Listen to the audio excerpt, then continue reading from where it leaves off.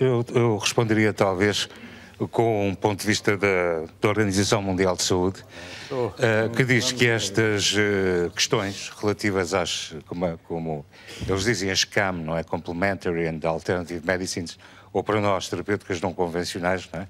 De acordo com a lei, devem ser analisadas tendo em mente três tipos de evidência: evidência científica, evidência social e evidência histórica. Isso consta do documento que referiu há bocado, a Estratégia para o Desenvolvimento das Terapêuticas Não Convencionais. Entre 2014 e 2023. Exatamente, consta aí. E eu gostava de fazer essa experiência.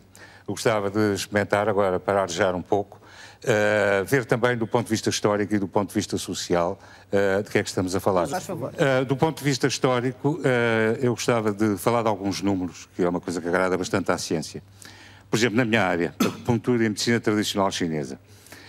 Na China, neste momento, existe uma rede de 4.000 grandes e médios hospitais de medicina tradicional chinesa. A medicina chinesa e a acupuntura, na China, neste momento, são ensinadas em 265 universidades, com licenciaturas, mestrados, doutoramentos.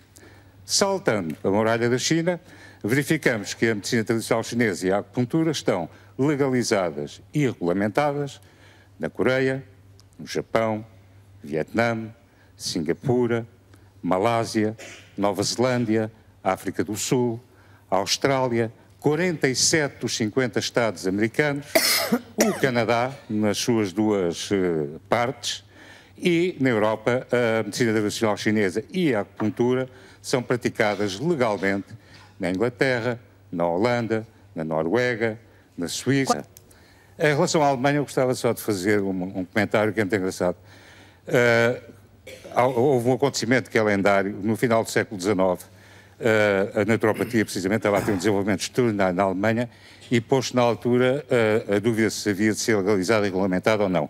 E perguntaram isso precisamente à Ordem dos Médicos Alemães, nos finais do século XIX, que respondeu o seguinte: primeiro, não nos podemos pronunciar porque nós não estudamos isso, não percebemos nada disso. Segundo, se nos pronunciássemos era estar a passar um atestado de indigência mental, leia-se um atestado de estupidez ao povo alemão, uma vez que os alemães têm cabeça, têm inteligência para pensar por eles próprios e para tomar as suas decisões. Diga-se que as medicinas não convencionais, digamos assim, as terapêuticas não convencionais, estão legalizadas na Alemanha desde os anos 30 do século XX.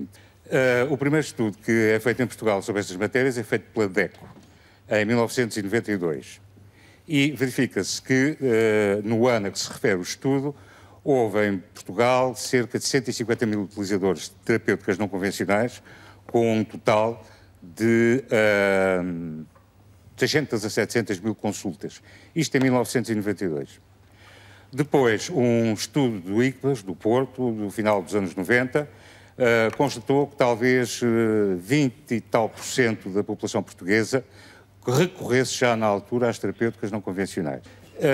Depois, aqui há 2 ou 3 anos atrás, o presidente da entidade reguladora da saúde declarou no Parlamento que haveria em Portugal 2 milhões de utentes das terapêuticas não convencionais. Exatamente. O que coincide exatamente com o quinto da população europeia, ou seja, 100 milhões de europeus. Estamos em linha. Exatamente. Em estudos, nomeadamente feitos em cooperação, um com a Organização Mundial de Saúde e outro com o Parlamento Europeu.